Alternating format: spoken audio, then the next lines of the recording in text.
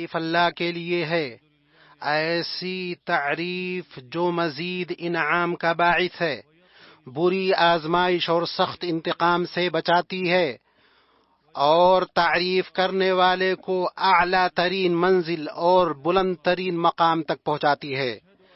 میں گواہی دیتا ہوں کہ اللہ کے علاوہ کوئی معبود حقیقی نہیں، وہ یکتا ہے، اس کا کوئی شریک نہیں۔ اس شخص کی گواہی جو اللہ پر ایمان لایا اور استقامت اختیار کی، اور میں گواہی دیتا ہوں کہ محمد اس کے بندے اور رسول ہیں، جو احکام و شرائع کو پہنچانے والے، حلال و حرام کو بیان کرنے والے ہیں۔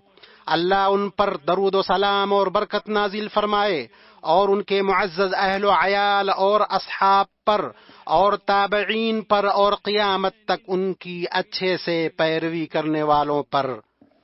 اما بعد، اے لوگوں، میں تم کو اور خود کو اللہ کے تقوی کی نصیحت کرتا ہوں۔ اللہ سے ڈرو، اللہ تم پر رحم کرے۔ تقوی تاریکی میں روشنی، ذہنوں کو جلا بخشنے والا اور نہ ٹوٹنے والا کڑا ہے۔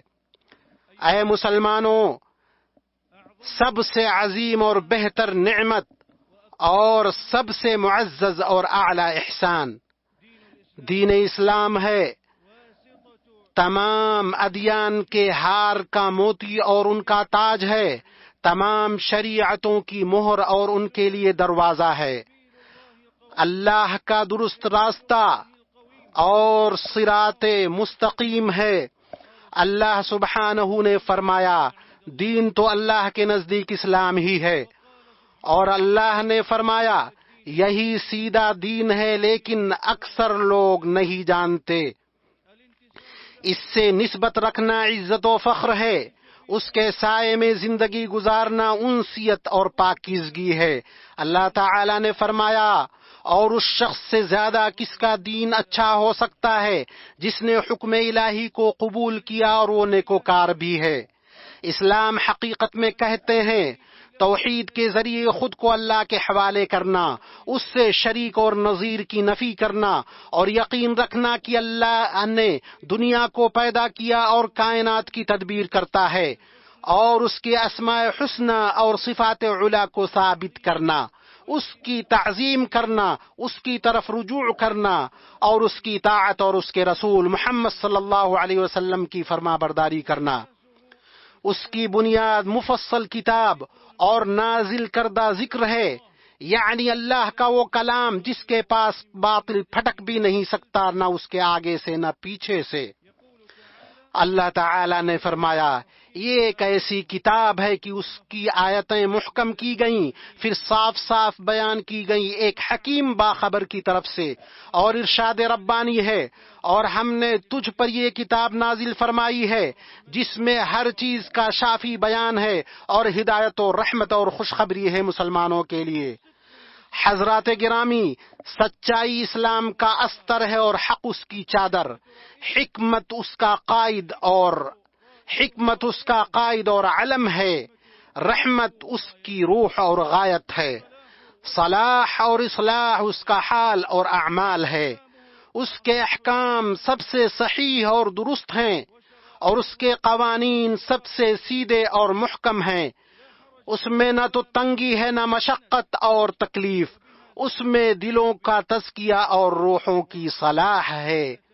فرمان الہی ہے، یقین رکھنے والے لوگوں کے لیے اللہ تعالی سے بہتر فیصلے اور حکم کرنے والا کون ہو سکتا ہے، اور ارشاد ربانی ہے، تم پر دین کے بارے میں کوئی تنگی نہیں، اور اللہ کا فرمان ہے، اللہ تعالی کا ارادہ تمہارے ساتھ آسانی کا ہے، سختی کا نہیں۔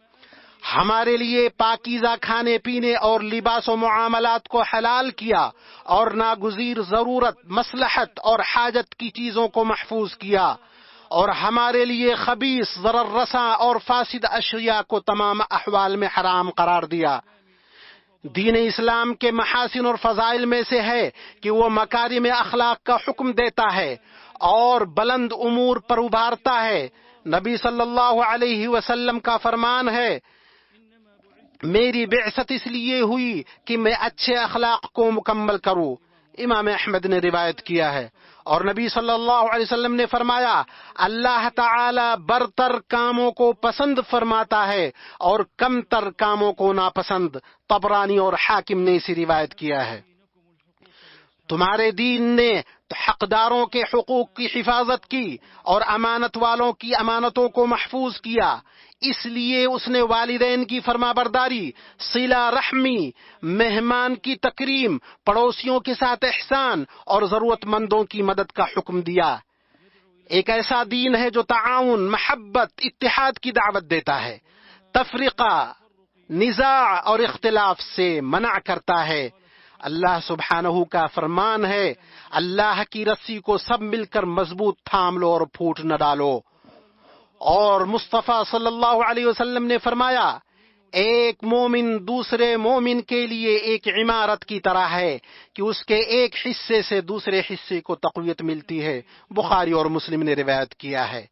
یہ کوشش، جد و جہد عمل کا دین ہے، بے بسی، سستی اور کاہلی کا دین نہیں، روح، دل اور جسم کے تقاضوں کو شامل ہے اور دین و دنیا کو اکٹھا کرنے کی دعوت دیتا ہے۔ اللہ کا فرمان ہے اور ان سے کہہ دو کہ عمل کیے جاؤ، اللہ اور اس کے رسول اور مومن تمہارے عملوں کو دیکھ لیں گے۔ اور فرمان ربانی ہے اور یہ کہ انسان کو وہی ملتا ہے جس کی وہ کوشش کرتا ہے اور یہ کہ اس کی کوشش دیکھی جائے گی۔ اور فرمایا جو مال اللہ نے تجھے دیا ہے اس سے آخرت کا گھر بنانے کی فکر کر اور دنیا میں سے بھی اپنا حصہ فراموش نہ کر۔ اور نبی صلی اللہ علیہ وسلم نے فرمایا جس چیز سے تجھے نفع پہنچے اس کے لیے کوشش کر اور اللہ سے مدد مانگ اور بے بس نہ ہو جا۔ ارشاد ربانی ہے آج میں نے تمہارے دین کو تمہارے لیے مکمل کر دیا اور اپنی نعمت تم پر تمام کر دی ہے اور تمہارے لیے اسلام کو تمہارے دین کی حیثیت سے قبول کر لیا ہے۔ اللہ میرے لیے اور آپ کے لیے قرآن و سنت میں برکت دے اور مجھے اور آپ سب کو اس کی ہدایت و بیان سے فائدہ پہنچائے۔ میں وہی بات کہہ رہا ہوں جو آپ نے سنی اور میں اللہ کی مغفرت طلب کرتا ہوں اپنے لیے اور آپ کے لیے اور سارے مسلمانوں کے لیے ہر گناہ و معصیت سے۔ اس سے مغفرت طلب کرو، وہ توبہ کرنے والوں کو بخشنے والا ہے۔ اللہ کی تعریف ہے جس طرح اس نے حکم دیا اور اس کا شکر ہے اس نے شکر کرنے والے کے لیے مزید کا اعلان کیا۔ اور میں گواہی دیتا ہوں کہ اللہ کے علاوہ کوئی معبود حقیقی نہیں، وہ یکتا ہے، اس کا کوئی شریک نہیں۔ اور میں گواہی دیتا ہوں کہ محمد اس کے بندے اور رسول ہیں۔ اللہ درود و سلام اور برکت نازل کرے ان پر، ان کے آل و اصحاب پر اور ان کی اچھے سے پیروی کرنے والوں پر جب تک صبح و شام کی آمد و رفت ہو۔ اما بعد، مومنو اللہ سے ڈرو اور جان لو دین اسلام سب سے بڑا گواہ ہے اس پر کہ اللہ کمال مطلق اور علم و حکمت کی وسعت میں یکتا و منفرد ہے اور اس کے نبی محمد صلی اللہ علیہ وسلم عظیم ہیں اور وہ برحق و سچے رسول ہیں اس شخص سے بہتر کوئی نہیں جو خود کو اللہ کے سپرد کر دے، اس کے بندوں کے ساتھ اچھا سلوک کرے اور اللہ کے دین پر ثابت قدم رہے اور اس کا دل اخلاص اور توحید کے رنگ میں رنگ جائے اور اس کے اخلاق و اعمال ہدایت و توفیق پر استوار ہوں۔ اللہ کا رنگ اختیار کرو اور اللہ تعالی سے اچھا رنگ کس کا ہوگا، ہم تو اسی کی عبادت کرنے والے ہیں۔ اور درود و سلام بھیجو عطا کردہ رحمت اور نعمت پر، اپنے نبی محمد الرسول اللہ پر۔ اے اللہ درود و سلام اور رحمت نازل کر ان پر اور ان کے طیب و طاہر اہل بیت پر اور ان کی بیویوں مومنین کی ماؤں پر۔ اے اللہ راضی ہو جا خلفائے اربعہ اور ائمہ حنفاء ابو بکر، عمر، عثمان و علی سے اور تمام آل و اصحاب سے اور قیامت تک ان کی بہتر پیروی کرنے والوں سے اور ان کے ساتھ ہم سے بھی اپنے فضل و کرم سے۔ اے اکرم الاکرمین، اے اللہ اسلام اور مسلمانوں کو عزت دے اور دین کی حفاظت کر اور مشرکین اور شرک کو ذلت دے اور اپنے مؤمن بندوں کی مدد فرما۔ اے اللہ مسلمانوں میں سے غم زدہ کے غم کو دور کر دے، مصیبت زدہ کی مصیبت کو ختم کر دے، قرض داروں کے قرض کو چکا دے اور ہمارے اور مسلمانوں کے بیماروں کو شفا دے اپنی رحمت سے، اے ارحم الراحمین۔ اے اللہ ہمارے وطنوں میں ہمیں امن سے نواز، ہمارے ائمہ اور اولیاء امور کی اصلاح کر، ہمارے امام اور ولی امر کی حق اور توفیق درستی سے تائید فرما۔ اے اللہ ان کو اور ان کے ولی عہد کو توفیق دے جس میں عباد و بلاد کی بھلائی ہو، اے رب العالمین۔ اے اللہ سرحدوں اور چوکیوں پر ڈیوٹی دینے والے ہمارے فوجیوں کو درست کر دے، اے اللہ ان کا معاون و مددگار بن جا۔